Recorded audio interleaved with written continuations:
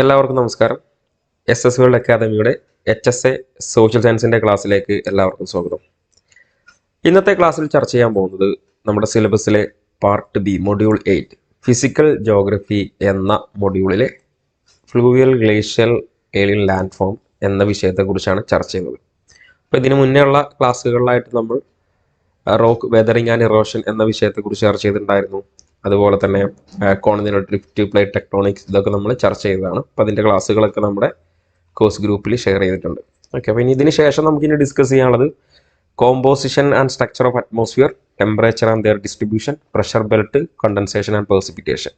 Okay, ബാക്കിയുള്ള എല്ലാ വിഷയങ്ങളും നമ്മൾ ഓൾറെഡി കംപ്ലീറ്റ് ചെയ്തിട്ടുണ്ട്. ഇവിടെ ഈ ഒരു structure of earth, continent, ocean എന്ന ടോപ്പിക്ക് ഡിസ്കസ് ചെയ്ത സമയത്ത് major ocean and their characteristics, tide and currents എന്നുള്ള ടോപ്പിക് അവിടെ ചർച്ച ചെയ്തിട്ടുണ്ടായിരുന്നു.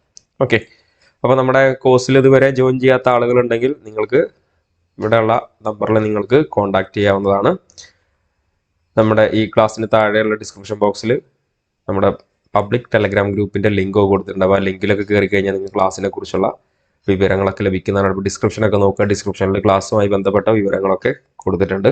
അപ്പോൾ നമ്മുടെ കോഴ്സ് ഗ്രൂപ്പും അതുപോലെ തന്നെ എക്സാം ബാച്ചുമാണ് ഇപ്പോൾ നടന്നുകൊണ്ടിരിക്കുന്നത്. അപ്പോൾ വളരെ സിസ്റ്റമാറ്റിക് ആയതുകൊണ്ട് തന്നെ ക്ലാസ്സുകളും എക്സാമും ഒക്കെ ഡെയിലി നമ്മൾ ചർച്ച ചെയ്യുന്നുണ്ട്. അപ്പോൾ അതുകൊണ്ട് ക്ലാസ്സിനെ കുറിച്ചുള്ള വിവരങ്ങളൊക്കെ നിങ്ങൾക്ക് അതിലുള്ള നമ്പറിൽ കോൺടാക്ട് ചെയ്യാവുന്നതാണ്. ടെലഗ്രാമിൽ ഇതുവരെ ജോയിൻ ചെയ്യാത്ത ആളുകൾ ജോയിൻ ചെയ്യാം. അപ്പോൾ ഇന്ന് ഡിസ്കസ് ചെയ്യുന്നത് ഈ ടോപ്പിക്കിലെ fluvial glacial aeolian land forms എന്നുള്ള വിഷയത്തെക്കുറിച്ചാണ് ചർച്ച ചെയ്യാൻ പോകുന്നത്. അപ്പോൾ ഇവിടെ കഴിഞ്ഞ പഴയ പുസ്തകം നമ്മൾ നോക്കുമ്പോൾ 9ാം ക്ലാസ്സിൽ വരുന്ന പ്രകൃതിയുടെ കൈകളാൽ എന്ന് പറയുന്ന ഒരു അധ്യായത്തിൽ, പഴയ ടെക്സ്റ്റ് ബുക്കിൽ, ഇപ്പോൾ ടെക്സ്റ്റ് ബുക്കൊക്കെ മാറിയിട്ടുണ്ടല്ലോ, അപ്പോൾ അതിൽ വളരെ വിശദമായി കൊണ്ട് തന്നെ ഈ ഒരു വിഷയത്തെക്കുറിച്ച് എന്ത് ചെയ്യുന്നുണ്ട്, ചർച്ച ചെയ്യുന്നു. അപ്പം അതുകൊണ്ട് ആ ടെക്സ്റ്റ് ബുക്കിൽ ഈ ഒരു അധ്യായം തുടങ്ങുന്നത് തന്നെ മാനം മുട്ടുന്ന പർവ്വതങ്ങളെക്കുറിച്ചും വിശാലമായ സമതല ഭൂമികൾ, ഉയരങ്ങളിൽ നിന്ന് അനുസ്യൂതം പായുന്ന വെള്ളച്ചാട്ടങ്ങൾ, ചുട്ടുകൊള്ളുന്ന മണലാരണ്യങ്ങൾ, വിശാല പീഠഭൂമികൾ, വലുതും ചെറുതുമായ താഴ്വരകൾ, എത്ര വൈവിധ്യമാണ് നമ്മുടെ ഭൗമോപരിതലം എന്ന് പറഞ്ഞുകൊണ്ടാണ് വരുന്നത്. അപ്പോൾ ആ അധ്യായത്തിൽ ഈ ഒരു ടോപ്പിക്കുമായി ബന്ധപ്പെട്ട് നമുക്ക് ഒരുപാട് കാര്യങ്ങൾ അവിടെ പഠിച്ചു വെക്കാനുണ്ട്. അപ്പം അതുകൊണ്ട് തന്നെ ഭൗമോപരിതലത്തിൽ കാണുന്ന പർവ്വതങ്ങൾ, താഴ്വരകൾ, സമതലങ്ങൾ, പീഠഭൂമികൾ, വെള്ളച്ചാട്ടങ്ങൾ മുതലായവ വിവിധ ഭൂരൂപങ്ങളാണ്. ഈ ഭൂരൂപങ്ങളെക്കുറിച്ചും അവ രൂപീകരണത്തിലേക്ക് നയിച്ചിട്ടുള്ള ജോഗ്രഫിക്കൽ ഫാക്ടേഴ്സിനെ കുറിച്ചൊക്കെയാണ് ഈ അധ്യായത്തിൽ പഠിക്കുന്നത്. കഴിഞ്ഞ എക്സാമിന് ഈ ഭാഗങ്ങളിൽ നിന്നൊക്കെ ചോദ്യങ്ങൾ വന്നിട്ടുണ്ടായിരുന്നു. അതുകൊണ്ട് തന്നെ ഈ ദശലക്ഷക്കണക്കിന് വർഷങ്ങൾക്ക് മുമ്പാണ് ഈ പറയുന്ന ലാൻഡ് ഫോമുകളൊക്കെ രൂപം കൊണ്ടിട്ടുള്ളത്. അപ്പൊ ഇതൊന്നും ഈ അടുത്ത കാലത്ത് രൂപം കൊണ്ടവയല്ല. അപ്പൊ ഈ പറയുന്ന സമതലങ്ങളെ കുറിച്ചും പീഠഭൂമികളെ കുറിച്ചൊക്കെ പറയുമ്പോൾ ഇതൊക്കെ ദശലക്ഷ വർഷങ്ങൾക്ക് മുന്നെയാണ് ഇവയൊക്കെ രൂപം കൊണ്ടത്, പർവ്വതങ്ങളും താഴ്വരകളൊക്കെ. അപ്പൊ അതിന് പിന്നിൽ പ്രവർത്തിച്ചിട്ടുള്ള ജോഗ്രഫിക്കൽ ഫാക്ടേഴ്സിനെ കുറിച്ചാണ് ഇവിടെ ചർച്ച ചെയ്യുന്നത്. അപ്പൊ അതുകൊണ്ട് തന്നെ ഭൗമോപരിതലത്തിലെ വിവിധങ്ങളായ ഭൂരൂപങ്ങൾ, ലാൻഡ് ഫോമുകൾ, അവ ഉണ്ടാകുന്നതിന് കാരണമായിട്ടുള്ള ഒരുപാട് ഫോഴ്സസ് ഉണ്ട്. അപ്പൊ ഈ പർവ്വതങ്ങൾ രൂപീകരിക്കാൻ കാരണമായിട്ടുള്ള ഫോഴ്സ് ഏതാണ്? വിശാലമായ പീഠഭൂമികൾ, സമതലങ്ങൾ, ഇതൊക്കെ രൂപീകരിക്കാൻ അതിന് പിന്നിൽ പ്രവർത്തിച്ചിട്ടുള്ള ഭൂരൂപീകരണ സഹായികളെ കുറിച്ച് നമ്മളിവിടെ ചർച്ച ചെയ്യുന്നു. അപ്പൊ അതുകൊണ്ട് ഭൗമോപരിതലത്തിലെ വിവിധങ്ങളായ ഭൂരൂപങ്ങൾ, അവ ഉണ്ടാകുന്നതിന് കാരണമായ ശക്തികൾ, ഭൂരൂപ സവിശേഷതകൾ എന്നിവയെ കുറിച്ച് വിശദമായിട്ട് പരിചയപ്പെടാം. അപ്പൊ എന്തൊക്കെയാണ് ഈ ഭൂരൂപങ്ങൾ? നമ്മൾ ടെക്സ്റ്റ് ബുക്കിൽ ആ പാഠഭാഗങ്ങളിൽ നിന്നുള്ള കാര്യങ്ങൾ അവരോട് ഉൾപ്പെടുത്തിയിട്ടുള്ളത്. അപ്പൊ അതുകൊണ്ടായിരിക്കും ഇതിന്റെ ഹെഡിങ് ഒക്കെ ഇങ്ങനെ, ഭൂരൂപങ്ങൾ ഇങ്ങനെ. കാരണം ടെക്സ്റ്റ് ബുക്കുകൾ എല്ലാവരും വായിച്ചിട്ടുണ്ടായിരിക്കും, അപ്പൊ അതിൽ കാണാൻ പറ്റും. അപ്പൊ അതുകൊണ്ട് ഭൂമിയുടെ ഉപരിതലത്തിൽ മാറ്റങ്ങൾ ഉണ്ടാക്കുന്നത് ആന്തരിക ശക്തികളും ബാഹ്യ ശക്തികളുമാണ്. അപ്പൊ നമ്മുടെ ഭൂമിയുടെ ഉപരിതലത്തിൽ മാറ്റങ്ങൾ ഉണ്ടാകുന്നത് എൻഡോജനിക് ആൻഡ് എക്സ്റ്റേണൽ ഫോഴ്സസ് എന്ന് പറയുന്നത്, അവിടെ ആന്തരിക ശക്തികളും ബാഹ്യശക്തികളുമാണ്. ഭൂരൂപീകരണങ്ങൾ ഉണ്ടാകുന്നതിന് സഹായിക്കുന്ന പ്രക്രിയകളാണ് ഇത്, ഭൂരൂപീകരണ പ്രക്രിയകൾ, ജിയോമോർഫിക് പ്രോസസ്. എന്താണ് ഭൂരൂപങ്ങൾ ഉണ്ടാകുന്നതിന് സഹായിക്കുന്നത്? ഏതൊക്കെയാണ് ഭൂരൂപങ്ങൾ? നമ്മൾ പറഞ്ഞു, ഈ ഭൂരൂപങ്ങൾ ഉണ്ടാകുന്നതിന് സഹായിക്കുന്ന പ്രക്രിയകളാണ് ഇത്, ഭൂരൂപീകരണ പ്രക്രിയകൾ എന്ന് പറയുന്നത്. അതുകൊണ്ട് ഈ ഭൂരൂപീകരണ പ്രക്രിയകളുമായി ബന്ധപ്പെട്ട് ഒഴുകുന്ന വെള്ളം, കാറ്റ്, ഹിമാനികൾ, തിരമാല തുടങ്ങിയ ബാഹ്യശക്തികളുടെ നിരന്തരമായ പ്രവർത്തന ഫലമായി വൈവിധ്യമാർന്ന ഭൂരൂപങ്ങൾ ഉണ്ടാവുന്നു. അപ്പൊ സ്റ്റേറ്റ്മെന്റിലേക്ക് ഇവിടെ ചോദ്യങ്ങൾ വരാം. എന്തൊക്കെയാണ്? ഒഴുകുന്ന വെള്ളം, കാറ്റ്, ഹിമാനികൾ, തിരമാല തുടങ്ങിയ ബാഹ്യശക്തികളുടെ നിരന്തരമായിട്ടുള്ള പ്രവർത്തന ഫലമായിട്ട് എന്ത് ചെയ്യുന്നു? വൈവിധ്യ തരത്തിലുള്ള വിവിഡായിട്ടുള്ള ലാൻഡ് ഫോമുകൾ ക്രിയേറ്റ് ചെയ്യുന്നുള്ളതാണ്. അതുകൊണ്ട് ഈ ശക്തികളെ ഏതൊക്കെയാണ്? ഒഴുകുന്ന വെള്ളം, കാറ്റ്, ഹിമാനി, തിരമാല. ഈ ശക്തികളെ ഭൂരൂപീകരണ സഹായികൾ എന്നാണ് പറയുന്നത്, അല്ലെങ്കിൽ ജിയോമോർഫിക് ഏജന്റ്. ഇപ്പൊ താഴെ പറയുന്നവയിൽ ഭൂരൂപീകരണ സഹായികൾ ഏതെല്ലാം? ഒന്ന്, ഒഴുകുന്ന വെള്ളം, കാറ്റ്, ഹിമാനികൾ, തിരമാല എന്നൊക്കെ പറഞ്ഞു തന്നിട്ടുണ്ടായിരിക്കും. അപ്പൊ നമ്മളതിൽ ഓപ്ഷൻ എ 1, 2, 3, 4 ശരി എന്നൊക്കെ പറഞ്ഞ കാര്യം വരിക. അതൊക്കെ സിമ്പിൾ ചോദ്യമാണ്. അതുകൊണ്ട് ഈ ഒരു രീതിയിൽ വളരെ കൃത്യമായിട്ട് പഠിച്ചു വെക്കേണ്ടതുണ്ട്. ഇനി പറയുന്ന അടുത്ത ഹിമാനികളെ കുറിച്ച് ഇവിടെ സൂചിപ്പിക്കുന്നുണ്ട്. ഇതൊക്കെ നമ്മൾ വിശദമായിട്ട് ചർച്ച ചെയ്യും. മഞ്ഞു മൂടിയ ഉയർന്ന പ്രദേശങ്ങളിൽ നിന്ന് ഭീമാകാരമായ മഞ്ഞുപാളികൾ താഴ്വരകളിലേക്ക് സാവധാനം നീങ്ങുന്നു. ഇപ്രകാരം നീങ്ങുന്ന മഞ്ഞുപാളികളാണ് എന്ത്? ഹിമാനികൾ എന്ന് പറയുമ്പോൾ നിങ്ങൾ ഈ യൂട്യൂബിൽ വീഡിയോയിലൊക്കെ കണ്ടിട്ടുണ്ടായിരിക്കും. അപ്പൊ ശരിക്കും ഇതൊക്കെ ക്ലാസ്സിൽ കുട്ടികൾക്ക് ഡിസ്കസ് ചെയ്യുന്ന സമയത്തൊക്കെ പ്രൊജക്ടറൊക്കെ വെച്ചുകൊണ്ടൊക്കെ ഇതൊക്കെ ഒരുവിധ എല്ലാ അധ്യാപകരും കാണിക്കുന്ന സംഭവങ്ങളാണ് അല്ലെ. അപ്പൊ കൂടുതലായിട്ട് ആ ഒരു എങ്ങനെയാണ് ഇത് പ്രവർത്തിക്കുന്നത് മനസ്സിലാക്കാൻ പറ്റും. അപ്പൊ അതുകൊണ്ട് മഞ്ഞു മൂടിയ ഉയർന്ന പ്രദേശങ്ങളിൽ നിന്ന് ഭീമാകാരമായിട്ടുള്ള മഞ്ഞുപാളികൾ താഴ്വരകളിലേക്ക് സാവധാനം നീങ്ങുന്നു. ഇപ്രകാരം നീങ്ങുന്ന മഞ്ഞുപാളികളാണ് ഏത് എന്ന് പറയുന്നത്? ഹിമാനികൾ എന്ന് പറയുന്നത്. ഓക്കെ, ഇനി അടുത്തത് പറയുന്നത് ഭൂരൂപശാസ്ത്രം, ജിയോമോർഫോളജി. ഭൂരൂപീകരണങ്ങളുടെ രൂപീകരണം, പരിണാമം എന്നിവയെക്കുറിച്ച് പഠിക്കുന്ന ഭൗമശാസ്ത്ര ശാഖയാണ് ഇത് ഭൂരൂപശാസ്ത്രം. ഒരു ഉയർന്ന പ്രദേശത്തെ ഇളകിയ ശിലാപദാർത്ഥങ്ങളെ മഴവെള്ളം മറ്റൊരു പ്രദേശത്തേക്ക് നീക്കിക്കൊണ്ടുപോയി നിക്ഷേപിക്കുന്നതിന്റെ ഫലമായി ഭൂരൂപങ്ങൾ ഉണ്ടാകുന്നു. ഇപ്പൊ ഈ മലയിടിച്ചിലുകളും കുന്നിടിച്ചിലുകളൊക്കെ ഉണ്ടാകുമ്പോൾ അവിടെയുള്ള ലാൻഡ് ഫോമിൽ മാറ്റങ്ങൾ നമ്മൾ കണ്ടിട്ടുള്ളതാണ്. ഈ അടുത്ത് നമ്മൾ വയനാട്ടിലൊക്കെ ഉണ്ടായിട്ടുള്ള വലിയ ദുരന്തമൊക്കെ നമ്മൾ കണ്ടിട്ടുള്ള സംഭവങ്ങളാണ്. അപ്പൊ അതിന്റെയൊക്കെ ഭാഗമായിട്ട് അവിടെയുള്ള ലാൻഡ് ഫോമിൽ ഉണ്ടായ മാറ്റങ്ങൾ അതെല്ലാം ഇവിടെ സംഭവിച്ചു. ഒരു ഉയർന്ന പ്രദേശത്തെ ഇളകിയ ശിലാപദാർത്ഥങ്ങളെ മഴവെള്ളം മറ്റൊരു പ്രദേശത്തേക്ക് നീക്കിക്കൊണ്ടുപോയി നിക്ഷേപിക്കുന്നതിന്റെ ഫലമായിട്ട് അവിടെ എന്ത് ചെയ്യുന്നു? ഭൂരൂപങ്ങൾ രൂപം കൊള്ളുന്നു എന്നുള്ളതാണ്. അപ്പൊ ബാഹ്യശക്തികൾക്ക് ശിലകളെ അനായാസം നീക്കി മറ്റിടങ്ങളിലേക്ക് കൊണ്ടുപോകണമെങ്കിൽ അപക്ഷയ പ്രക്രിയകളുടെ ശിലകൾ ദുർബലമാകേണ്ടതുണ്ട്. അപ്പൊ ഈ ഒരു രീതിയിൽ ഇളകിയ ശിലാപദാർത്ഥങ്ങൾ ഒരു സ്ഥലത്ത് നിന്ന് മറ്റൊരു സ്ഥലത്തേക്ക് മഴവെള്ളത്തിലൂടെ പോകണം എന്നുണ്ടെങ്കിൽ എന്ത് ചെയ്യണം? ബാഹ്യശക്തികൾക്ക് ശിലകളിലെ അനായാസം നീക്കി മറ്റിടങ്ങളിലേക്ക് കൊണ്ടുപോകണമെങ്കിൽ അപക്ഷയ പ്രക്രിയകളുടെ ശിലകൾ എന്ത് ചെയ്യേണ്ടതുണ്ട്? ദുർബലപ്പെടേണ്ടതുണ്ട്. അപ്പോഴാണ് ആ ഒരു മാറ്റം സംഭവിക്കുന്നത്. അതുകൊണ്ട് ഭൗതികവും രാസികവും ജൈവികവുമായ അപക്ഷയത്തിലൂടെ ശിലകൾ പൊടിഞ്ഞു രൂപപ്പെട്ട ശിലാവസ്തുക്കളെ ഒഴുകുന്ന വെള്ളം, കണ്ടോ, കാറ്റ്, തിരമാല, ഹിമാനികൾ മുതലായ ബാഹ്യശക്തികൾ ഒരിടത്തുനിന്ന് മറ്റൊരു നിലത്തേക്ക് നീക്കിക്കൊണ്ടുവന്ന പ്രക്രിയയാണ് ഇത് അപരദനം. അപ്പൊ ഇവിടെ പ്രധാനമായിട്ട് പഠിച്ചു വെക്കാനുള്ള ഒരു പോയിന്റ് ഉണ്ട്. എന്താണ് അപരദനം? എന്താണ്? ഭൗതികവും രാസികവും ജൈവികവും, ഭൗതികം, രാസികം, ജൈവികവുമായ അപക്ഷയത്തിലൂടെ. അപ്പൊ ഏതെല്ലാം രീതിയിൽ അപക്ഷയങ്ങൾ സംഭവിക്കുന്നു എന്നുള്ളത് നമ്മൾ കഴിഞ്ഞ ക്ലാസ്സിൽ പഠിച്ചിട്ടുണ്ട്. ഭൗതിക അപക്ഷയം, രാസിക അപക്ഷയം, ജൈവിക അപക്ഷയം, ഇവിടെ നിന്നൊക്കെ കഴിഞ്ഞ പ്രാവശ്യം ചോദ്യം വന്നിട്ടുണ്ട്. അപ്പൊ അതുകൊണ്ട് തന്നെ ഈ അപക്ഷയ പ്രക്രിയകളുടെ ശിലകൾ എന്ത് സംഭവിക്കുന്നു? ശിലകൾ പൊടിഞ്ഞു രൂപപ്പെട്ട ശിലാവസ്തുക്കളെ ഒഴുകുന്ന വെള്ളം, ഇപ്പൊ ഭൂരൂപീകരണ സഹായികൾ നമ്മൾ പറഞ്ഞു, അതാണെന്ത്? ഒഴുകുന്ന വെള്ളം, കാറ്റ്, തിരമാല, ഹിമാനികൾ മുതലായ ബാഹ്യശക്തികൾ ഒരിടത്ത് നിന്ന് മറ്റൊരിടത്തേക്ക് നീക്കി കൊണ്ടുപോകുന്ന പ്രക്രിയയാണ് ഇത് എറോഷൻ അല്ലെങ്കിൽ അപരദനം എന്ന് പറയും. ഇതൊക്കെ ശരിക്കും മനസ്സിലാക്കിയിട്ടാണ് ഇത് പഠിക്കേണ്ടത്.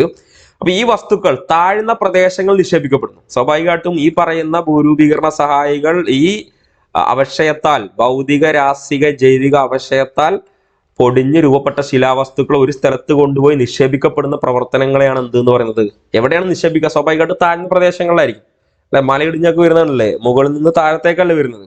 അതുകൊണ്ട് തന്നെ നമുക്കത് കാണാൻ പറ്റും. ഇപ്പൊ ഈ പറയുന്ന പോലെ തന്നെ ഇപ്പൊ എന്റെ തൊട്ടടുത്ത നാട്ടിലാണ് ഈ കവളപ്പാറ ദുരന്തം നടന്നത്. നമ്മുടെ വീട്ടിൽ നിന്ന് ഏകദേശം ഒരു 8 കിലോമീറ്റർ ഡിസ്റ്റൻസിലാണ് ഈ കവളപ്പാറ എന്ന് പറയുന്ന ആ സ്ഥലം സ്ഥിതി ചെയ്യുന്നത്. ഇപ്പൊ നിങ്ങൾ പോത്തുകല്ല്, ഭൂതാനൊക്കെ ഇപ്പോ ഈ അടുത്തൊക്കെ ഒരുപാട് ഫേമസ് ആയിട്ടുള്ള സംഭവങ്ങളാണല്ലോ. ഇപ്പൊ ഇവിടെയുള്ള നിങ്ങൾ നോക്കുക, കഴിഞ്ഞ വയനാട്ടിലുണ്ടായിട്ടുള്ള ദുരന്തവുമായി ബന്ധപ്പെട്ടൊക്കെ ബോഡികളൊക്കെ കിട്ടിയിട്ടുള്ളത് ഇവിടെയുള്ള പോത്തുകല്ല്, നമ്മളെല്ലാം ഈ ചാലിയാർ പുഴകളിലാണ് എന്ത് ചെയ്യുന്നത്, അവിടെയുള്ള ബോഡിയൊക്കെ ഒഴുകി ഇങ്ങോട്ടേക്ക് വന്നിട്ടുള്ളത്. വാർത്തകളിൽ കണ്ടിട്ടുള്ളതാണ്. അപ്പോൾ ഈ പറയുന്ന പോലെ തന്നെ ഇവിടേക്ക് എന്ത് ചെയ്യുന്നു? ഈ ലാൻഡ് ഫോമിന്റെ ഭാഗമായിട്ട് എന്ത് ചെയ്യുന്നു?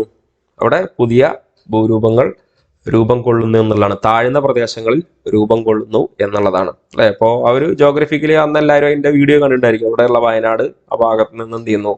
ഇത് മുണ്ടക്കൈ ഭാഗത്ത് നിന്ന് ഉരുൾപൊട്ടൽ സംഭവിച്ച് താഴ്ന്ന ഭാഗങ്ങളിലൂടെയാണ് എന്ത് ചെയ്യുന്നത്? ഈ ശിലാപദാർത്ഥങ്ങൾ എന്ന് പറയുന്നത് നമ്മുടെ മണ്ണും കല്ലും മരങ്ങളൊക്കെ ഒഴുകി വരുന്നത് അല്ലെ. അപ്പൊ ഇനിയിപ്പോ ഈ ഒരു വിഷയത്തെ കുറിച്ചൊന്നും കൂടുതൽ ചർച്ച ചെയ്യേണ്ട ആവശ്യമില്ല, കാരണം അതൊക്കെ നമ്മൾ നേരിട്ട് കണ്ടിട്ടുള്ള സംഭവങ്ങളാണ്. അപ്പോൾ ഈ വസ്തുക്കൾ താഴ്ന്ന പ്രദേശങ്ങളിൽ നിക്ഷേപിക്കപ്പെടുന്നു. ഇതിനെയാണ് നിക്ഷേപണം എന്ന് പറയുന്നത്. ബാഹ്യശക്തികൾ അപരദനത്തിനും നിക്ഷേപണത്തിനും കാരണമാകുന്നു. അപ്പൊ ഇതൊക്കെ പരീക്ഷയ്ക്ക് സ്റ്റേറ്റ്മെന്റിൽ വരാം. ബാഹ്യശക്തികൾ അപരദനത്തിനും നിക്ഷേപണത്തിനും കാരണമാകുന്നില്ല എന്നൊക്കെ പറഞ്ഞതിന് ചിലപ്പോൾ തെറ്റായ സ്റ്റേറ്റ്മെന്റിലേക്ക് വരിക. അത് കാരണമാകുന്നു. ബാഹ്യശക്തികളുടെ അപരദനം നിക്ഷേപണം എന്നീ പ്രക്രിയകളുടെ ഫലമായി വ്യത്യസ്ത ഭൂരൂപങ്ങൾ സൃഷ്ടിക്കപ്പെടുന്നു. അപ്പൊ അതാണ് ഈ അദ്ദേഹത്തിന്റെ ഒരു കോർ ഭാഗം എന്ന് പറയുന്നത്. അപ്പൊ ഓരോന്നായിട്ടൊക്കെ നമുക്ക് നോക്കാം. അപ്പൊ ഇത്തരത്തിൽ രൂപം കൊണ്ട ചില ഭൂരൂപങ്ങൾ നമുക്കൊന്ന് പരിചയപ്പെടാം. ഒന്ന് നദിക്കരയിൽ. ഈ നദിക്കരയിലൂടെ രൂപം കൊള്ളുന്ന ഭൂരൂപങ്ങളെ കുറിച്ചാണ് പഠിക്കാനുള്ളത്. ഇപ്പൊ ഉയർന്ന പ്രദേശങ്ങളിലെ നീരുറവകളിൽ നിന്ന് നദി ഉത്ഭവിക്കുന്നു. അപ്പൊ നദിയുടെ ഉത്ഭവം ഇടുന്നതാണ് ഉയർന്ന പ്രദേശങ്ങളിലെ നീരുറവകളിൽ നിന്നാണ് എന്ത് ചെയ്യുന്നത്, നദി ഉത്ഭവിക്കുന്നത്. തുടർന്ന് മഴയിലൂടെ ലഭിക്കുന്ന ജലത്താൽ ചെറുചാലുകളായി ഒഴുകി ഒന്നു ചേർന്ന് അരുവികളായും പല അരുവികൾ ചേർന്ന് നദി വികാസം പ്രാപിക്കുകയും ചെയ്യുന്നു. അപ്പൊ ഈ ഒരു നദിയുടെ ഒരു എവിടുന്നാണ് തുടക്കമാണ് നമ്മൾ പറയുന്നത്. ഇങ്ങനെ ഉയർന്ന പ്രദേശങ്ങളിലെ നീരുറവകളിൽ നിന്നൊക്കെ തുടക്കം അല്ലെ, ഈ നീരുറവകളിൽ നിന്ന് ഉത്ഭവിക്കുന്നു. തുടർന്ന് മഴയിലൂടെ ലഭിക്കുന്ന ജലത്താൽ ചെറുചാലുകളായി ഒഴുകി ചേർന്ന് അരുവികളാവുകയും. അപ്പൊ ആദ്യം ഈ നീരുറവ ചെറു ചാലുകളായിട്ട് അരുവികളായിട്ട് മാറുന്നു. അപ്പോൾ അരുവികൾക്ക് മുന്നെയാണ് ആര്, നീരുറവകൾ. നീരുറവ വരണല്ലോ, നീരുറവ, അരുവികൾ. ഈ പല അരുവികൾ ചേർന്ന് എന്ത് ചെയ്യുന്നു, നദി വികാസം പ്രാപിക്കുകയും ചെയ്യുന്നു. ഒരു നദി ഉത്ഭവിക്കുന്ന പ്രദേശത്തെയാണ് എന്ത് എന്ന് പറയുന്നത്, പ്രഭവസ്ഥാനം എന്നും അവ കടലിലോ മറ്റേതെങ്കിലും ജലാശയത്തിലോ പതിക്കുന്ന ഇടത്തെ നദീമുഖമെന്നും വിളിക്കുന്നു. ഓക്കെ അല്ലേ? ഇതൊക്കെ ടെക്സ്റ്റ് ബുക്കിൽ അതിന്റെ ചിത്രങ്ങളൊക്കെ നമുക്ക് ഇവിടെ ചിത്രം ഞാൻ ഇവിടെ കൊടുത്തു, നമുക്ക് ഡിസ്കസ് ചെയ്യാം. അപ്പൊ നദിയുടെ ഒഴുക്കിനെ നിയന്ത്രിക്കുന്ന ചില ഘടകങ്ങൾ പരിചയപ്പെടാം. ഏതൊക്കെയാണ് നദിയുടെ ഒഴുക്കിനെ നിയന്ത്രിക്കുന്ന ഘടകങ്ങൾ? ഒന്ന് ജലാംശത്തിന്റെ അളവ്. ജലാംശത്തിന്റെ അളവ് ഒരു പ്രധാനപ്പെട്ട ഘടകമാണ്. ശിലാഘടന, അവസാദങ്ങളുടെ അളവ്, പ്രദേശത്തിന്റെ ചെരിവ്. ഇതൊക്കെ വളരെ പ്രധാനപ്പെട്ടതാണ്. അതൊക്കെ നിങ്ങൾ നോക്കൂ, 4 സ്റ്റേറ്റ്മെന്റ് ആയിട്ട് അവിടെ കാണാൻ പറ്റും. നദിയുടെ ഒഴുക്കിനെ നിയന്ത്രിക്കുന്ന ചില ഘടകങ്ങൾ ഏതെല്ലാം? താഴെ കൊടുത്തിരിക്കുന്നവയിൽ ജലത്തിന്റെ അളവുണ്ട്, ശിലാഘടനയുണ്ട്. അപ്പൊ ഈ ശിലാഘടനയൊക്കെ ഉണ്ടോ ഇല്ലേ എന്നുള്ളൊരു കൺഫ്യൂഷൻ ഒക്കെ വരും. ശിലാഘടന, പിന്നെ അവസാദങ്ങളുടെ അളവ്, പ്രദേശത്തിന്റെ ചെരിവ് പഠിച്ചു വെക്കുക. ഇപ്പൊ പ്രഭവസ്ഥാനം മുതൽ നദീമുഖം വരെയുള്ള ചെരിവിലെ വ്യത്യാസത്തിനനുസരിച്ച് നദീമാർഗത്തെ പൊതുവെ 3 ഘട്ടങ്ങളായിട്ട് തരംതിരിക്കാം. കുറച്ച് സിമ്പിളായ കാര്യങ്ങൾ. ഒന്ന്, ഏറ്റവും ടോപ്പിലാണ് ഉപരിഘട്ടം, upper course, middle course, then lower course. ഉപരിഘട്ടം, മധ്യഘട്ടം, കീഴ്ഘട്ടം. ഓക്കെ, ഇതിന്റെ ചിത്രമൊക്കെ ഇവിടെ കാണാൻ പറ്റും കേട്ടോ. നദി ഒഴുകുന്ന ആദ്യം നീരുറവ വരുന്നു. ഈ നീരുറവകൾ ചെറു ചാലുകളായിട്ട് എന്ത് ചെയ്യുന്നു, ഇത് നദിയിലേക്ക് പതിക്കുന്നതുമായി ബന്ധപ്പെട്ട അരുവികളാവുന്നു. അരുവികൾ പിന്നെ നദിയിലേക്ക് എത്തുന്നു എന്നൊക്കെ നമ്മൾ പറഞ്ഞു. അപ്പൊ ഇവിടെ ഓരോന്ന് നോക്കാം. നദി ഉത്ഭവിക്കുന്ന സ്ഥലത്ത് നിന്ന് കുത്തനെയുള്ള ചെരുവിലൂടെ അതിവേഗത്തിൽ ഒഴുകുന്ന ഭാഗമാണ് ഇത്, ഉപരിഘട്ടം. അപ്പോൾ നദി ഉത്ഭവിക്കുന്ന സ്ഥലത്ത് നിന്ന് കുത്തനെയുള്ള ചെരുവിലൂടെ അതിവേഗത്തിൽ ഒഴുകുന്ന ഭാഗമാണ് ഉപരിഘട്ടം. ശരിക്കും ഈ വിഷയമൊക്കെ നമുക്ക് ക്ലാസ്സിൽ കുട്ടികളെയൊക്കെ വളരെ രസകരമായിട്ടൊക്കെ പഠിപ്പിക്കാൻ പറ്റുന്നതാണ്. അപ്പൊ ഈ ഞാൻ പറഞ്ഞ പോലെ തന്നെ എല്ലാ ക്ലാസ്സിലും LCD സംവിധാനങ്ങളൊക്കെ ഉണ്ടല്ലോ. ഇതിന്റെയൊക്കെ വീഡിയോ ഒക്കെ എടുത്തുകൊണ്ട് എന്ത് ചെയ്യാം, നമുക്കിത് പഠിപ്പിക്കാൻ പറ്റും. ഇതിന്റെ എക്സ്പെരിമെന്റ് ആയിട്ട് കുട്ടികളെ ഒരു എന്താ പറയാ, എക്സ്പീരിയൻസ് ചെയ്ത് ലേണിംഗ് ചെയ്യാൻ വേണ്ടിയിട്ട് കുട്ടികളൊക്കെ ഒരു നദിയുടെ അടുത്ത് കൊണ്ടുപോകുന്നതും അതൊക്കെ ശരിക്കും ബുദ്ധിമുട്ടുള്ള കാര്യമാണ് അല്ലെ. അപകടങ്ങളൊക്കെ ഉണ്ടാകാൻ സാധ്യത വളരെ കൂടുതലായിരിക്കും. അങ്ങനെയുള്ള ടോപ്പിക്കിനൊന്നും എന്ത് ചെയ്യാൻ പാടില്ല, കുട്ടികളെ കൊണ്ടുപോയിട്ട് ആ ഒരു റിസ്ക് എടുക്കാൻ പാടില്ല അല്ലെ. അത് അങ്ങനെ മനസ്സിലാക്കാൻ പറ്റിയ വളരെ ഈസിയാണ്. പക്ഷെ ഇങ്ങനെയുള്ള വിഷയങ്ങൾക്കൊക്കെ അപകടകരമായിട്ടുള്ള സാധ്യതയുള്ളതെല്ലാം നമ്മൾ ചെയ്യേണ്ടത് LCD പ്രൊജക്ടറിൽ ഇതിന്റെ വീഡിയോ കാണിച്ചു കൊടുത്താൽ നദി ഉത്ഭവിക്കുന്ന ആ സ്ഥലത്ത് നിന്ന് കുത്തനെയുള്ള ചെരുവിലൂടെ അതിവേഗത്തിൽ ഒഴുകുന്ന ഭാഗമാണ് ഇത് ഉപരിഘട്ടം. അപരദന പ്രക്രിയയുടെ തീവ്രത കൂടുതലായി കാണപ്പെടുന്ന ഘട്ടമാണ് ഇത്, ഈ ഉപരിഘട്ടം എന്ന് പറയുന്നത്. ഇതും സ്റ്റേറ്റ്മെന്റിൽ ഈ ചോദ്യം വരാം. അപരദന പ്രക്രിയയുടെ തീവ്രത കൂടുതലായി കാണപ്പെടുന്ന ഘട്ടമാണ് ഇത്, ഉപരിഘട്ടം. തീവ്രത വളരെ കൂടുതലാണ് എന്നുള്ളത് മനസ്സിലാക്കി വെക്കണം. സ്റ്റേറ്റ്മെന്റിൽ ചോദ്യങ്ങൾ എന്തായാലും വരാം. ഈ ഘട്ടത്തിൽ നദിയുടെ വേഗം കുറയുന്നതിനാൽ അപരദന തീവ്രത കുറഞ്ഞ് ഞാൻ മധ്യഘട്ടം വിട്ടുപോയി. എങ്ങനെയാണ്? ചെരിവ് താരതമ്യേന കുറഞ്ഞ അടിവാര മേഖലയിലൂടെ നദി ഒഴുകുന്ന ഭാഗമാണ് ഇത്, മധ്യഘട്ടം. ചെരിവ് താരതമ്യേന കുറഞ്ഞ അടിവാര മേഖലയിലൂടെ നദി ഒഴുകുന്ന ഭാഗമാണ് ഇത്, മധ്യഘട്ടം. എന്താണ് മധ്യഘട്ടത്തിന്റെ പ്രത്യേകത? ഈ ഘട്ടത്തിൽ നദിയുടെ വേഗം കുറയുന്നതിനാൽ അപരദന തീവ്രത കുറഞ്ഞ് നിക്ഷേപണ പ്രവർത്തനം ആരംഭിക്കും. ഓക്കെ, അപ്പൊ ഉപരിഘട്ടത്തിൽ നിക്ഷേപണ പ്രവർത്തനങ്ങൾ നടക്കുന്നില്ല. എന്നാൽ നമ്മുടെ മധ്യഘട്ടം എത്തുമ്പോഴേക്കും എന്ത് ചെയ്യുന്നു, നദിയുടെ വേഗം കുറയുന്നു. അപരദന തീവ്രത ഉണ്ട്, അപരദ തീവ്രത കുറഞ്ഞ് നിക്ഷേപണ പ്രവർത്തനം ആരംഭിക്കുന്നു. സമതല ഭാഗത്ത് കൂടിയുള്ള നദിയുടെ ഒഴുക്കാണ് ഇത്, കീഴ്ഘട്ടം. അപ്പൊ ഇത് 3 തന്നുകൊണ്ടൊക്കെ സ്റ്റേറ്റ്മെന്റിൽ ചോദ്യങ്ങൾ വരാം. അപ്പൊ സമതല ഭാഗത്തൂടെ ഒഴുകുന്ന ഒഴുക്കാണ് മധ്യഘട്ടം. സ്റ്റേറ്റ്മെന്റിൽ നമ്മൾ ശരിക്കും പഠിച്ചില്ലെങ്കിൽ ആ കൺഫ്യൂഷൻ വരും. ശരിക്കും പഠിച്ചിട്ടില്ല. ഈ രീതിയിലുള്ള ചോദ്യങ്ങളൊക്കെ നമുക്ക് ഇവിടെ നിന്നൊക്കെ പ്രതീക്ഷിക്കാവുന്നതാണ്. അപ്പൊ അത് പഠിച്ചു വെക്കുക.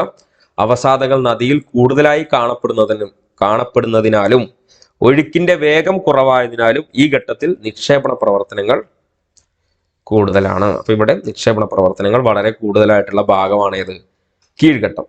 ഇനി ഇവിടെ ടെക്സ്റ്റ് ബുക്കിലുള്ള ആ ചിത്രം വെച്ചുകൊണ്ട് നമുക്കൊന്ന് വിശദീകരിക്കാം. ഉപരിഘട്ടമാണ് ഇത്. നദിയുടെ ഉത്ഭവ പ്രദേശമാണ് ഉപരിഘട്ടം. കുത്തനെയുള്ള ചെരുവിലൂടെ നദി ഒഴുകുന്നു. പിന്നെ ശക്തമായ അപരദന പ്രവർത്തനം എവിടെ ഉണ്ട്? ഉപരിഘട്ടത്തിലുണ്ട്. എന്നാൽ നിക്ഷേപണ പ്രവർത്തനം ഇല്ല. താഴ്വരകൾ, വെള്ളച്ചാട്ടം തുടങ്ങിയ ഭൂരൂപങ്ങൾ ഇവിടെ കാണപ്പെടുന്നു. ഓക്കെ, ഇനി ഇപ്പൊ ഒരു പ്രധാനപ്പെട്ട പോയിന്റ് ഇവിടെ നമുക്ക് കാണാൻ പറ്റി. ഉപരിഘട്ടത്തിലാണ് എന്ത് നമ്മൾ കാണുന്നത്? താഴ്വരകളും വെള്ളച്ചാട്ടം തുടങ്ങിയ ഭൂരൂപങ്ങൾ എവിടെയാണ് കാണുന്നത്? ഉപരിഘട്ടത്തിലാണ്. ഓക്കെ ആണല്ലോ, ശരിക്കും പഠിച്ചു വെക്കണം. എന്തൊക്കെയാണെന്ന്? നദിയുടെ ഉത്ഭവ പ്രദേശം, അത് സിമ്പിളാ, എല്ലാവർക്കും അറിയാം. പിന്നെ കുത്തനെയുള്ള ചെരുവിലൂടെയാണ് അത് ഒഴുകുന്നത്. ഇവിടെ മനസ്സിലാക്കേണ്ടത് ശക്തമായ അപരദന പ്രവർത്തനം നടക്കുന്നു. നിക്ഷേപണ പ്രവർത്തനം ഇല്ല ഇവിടെ ഉപരിഘട്ടത്തിൽ. പിന്നെ ഇവിടെയുള്ള ഭൂരൂപം ഏതൊക്കെയാ? താഴ്വരകളും വെള്ളച്ചാട്ടങ്ങളുമാണ്. ഇനി മധ്യഘട്ടത്തിലേക്ക് വരുമ്പോൾ അടിവാരത്ത് കൂടിയാണ് എന്ത് ചെയ്യുന്നത്? ഈ മധ്യഘട്ടത്തിൽ എത്തുമ്പോഴേക്കും ഒഴുകുന്നത്. അപരദനവും നിക്ഷേപണവും സജീവമായിട്ട് എവിടെ നടക്കുന്നു? മധ്യഘട്ടത്തിൽ നടക്കുന്നു. രണ്ടും സജീവമായിട്ട് നടക്കുന്നുണ്ട്. മിയാണ്ടറുകൾ, ഓക്സ്ബോ തടാകങ്ങൾ തുടങ്ങിയ ഭൂരൂപങ്ങൾ കാണപ്പെടുന്നു. അടുത്ത പ്രധാനപ്പെട്ട പോയിന്റ്, മധ്യഘട്ടം, മിയാണ്ടറുകൾ, അതുപോലെ ഓക്സ്ബോ തടാകങ്ങൾ തുടങ്ങിയ ഭൂരൂപങ്ങൾ കാണപ്പെടുന്നു. ഇതൊക്കെ നമുക്ക് വിശദീകരിച്ച് പഠിക്കാനുണ്ട്. കീഴ്ഘട്ടത്തിന്റെ പ്രത്യേകത കണ്ടോ? ഈ ഒരു ഭാഗം സമതല പ്രദേശത്തു കൂടിയാണ് ഒഴുകുന്നത്. പിന്നെ നിക്ഷേപണ പ്രവർത്തനങ്ങളുടെ സജീവമായിട്ട് നടക്കുന്നു. പ്രളയ സമതലങ്ങൾ രൂപീകരിക്കുന്നു. ഡെൽറ്റ തുടങ്ങിയ നിക്ഷേപണ ഭൂരൂപങ്ങളൊക്കെ എവിടെയാണ് കാണപ്പെടുന്നത്? കീഴ്ഘട്ടത്തിലാണ്. ഓക്കെ, പിന്നെ ഒന്നുകൂടി അതുപോലെ ഞാൻ കൊടുത്തിട്ടുണ്ട്. അത് ജസ്റ്റ് ഒന്നുകൂടി ഒന്ന് വായിച്ച് മനസ്സിലാക്കേണ്ട കാര്യങ്ങളാണ്. ഇപ്പൊ നദിയുടെ ഉത്ഭവ പ്രദേശം യൗവനഘട്ടം എന്ന് അറിയപ്പെടുന്നു. കുത്തനെയുള്ള ചെരുവിലൂടെ നദി ഒഴുകുന്നു. ശക്തമായ അപരദന പ്രവർത്തനം, നിക്ഷേപണങ്ങൾ ഇല്ല. താഴ്വരകൾ, വെള്ളച്ചാട്ടം തുടങ്ങിയവ രൂപങ്ങൾ കാണപ്പെടുന്നു. മധ്യഘട്ടോ, ചെരുവ് താരതമ്യേന കുറഞ്ഞ അടിവാരത്തോടുകൂടി ഒഴുകുന്നു.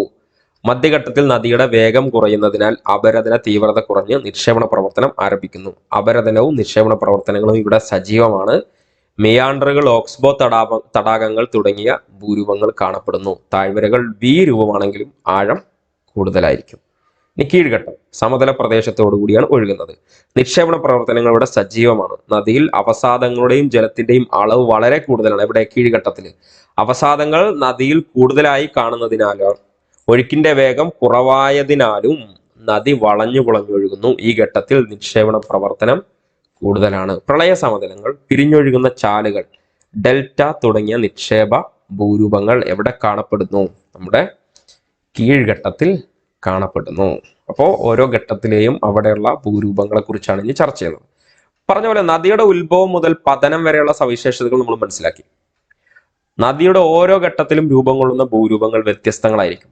നദിയുടെ അപരദന നിക്ഷേപണ പ്രവർത്തനങ്ങളും അതിന്റെ ഫലമായി ഉണ്ടാകുന്ന ചില ഭൂരൂപങ്ങളാണ് നമ്മൾ പരിചയപ്പെടാൻ പോകുന്നത്.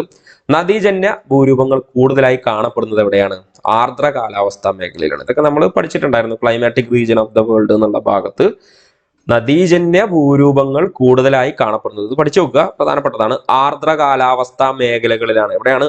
ആർദ്ര കാലാവസ്ഥാ മേഖലകളിലാണ് നദീജന്യ ഭൂരൂപങ്ങൾ കൂടുതലായിട്ട് കാണപ്പെടുന്നത്. ആർദ്ര കാലാവസ്ഥാ മേഖല. ഇനി എന്താ നദിയുടെ അപരദനം?